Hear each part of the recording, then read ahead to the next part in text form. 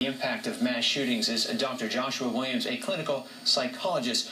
Really appreciate you coming in today after this happening. Now, as I mentioned, are we just downplaying it in our mind because it's easier for us to handle situations like this, or is this something else? Well, we've looked at this statistically, and in fact, since 2011, the frequency of these shootings has gone up exponentially. They're happening every 64 days or so, with deaths of 9 or more people, which is a horrendous thing. It's hard to imagine getting used to that. When we talk about processing these sorts of events, psychologists like to talk about a search for meaning.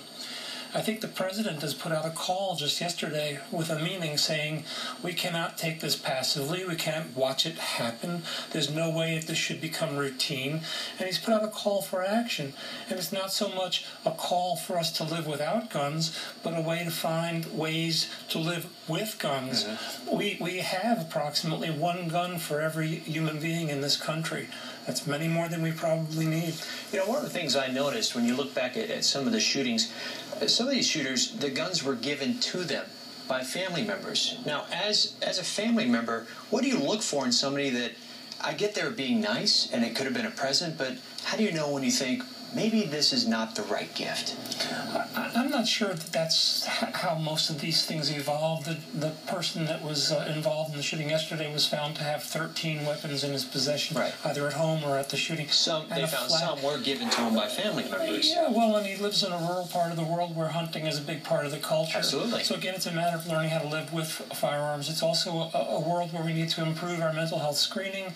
We need to expand our training and money for training doctoral level psychologists, which has evaporated in our world in the past decade or so. It's a big problem. And again, it's a call to action, not a way of saying, oh, what can we do? Other countries have confronted this. Australia, most famously, had some mass murders years ago and enacted vast gun reforms. They didn't outlaw them, but they changed how they did things, and they haven't had a mass shooting since.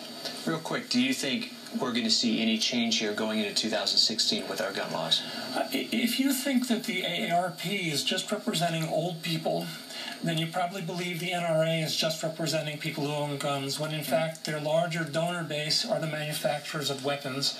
And as such, they function as a very powerful lobby for an industry, not for you and me as consumers. Interesting. Thanks for coming on the show. My It's pleasure. short notice, too. Really appreciate it.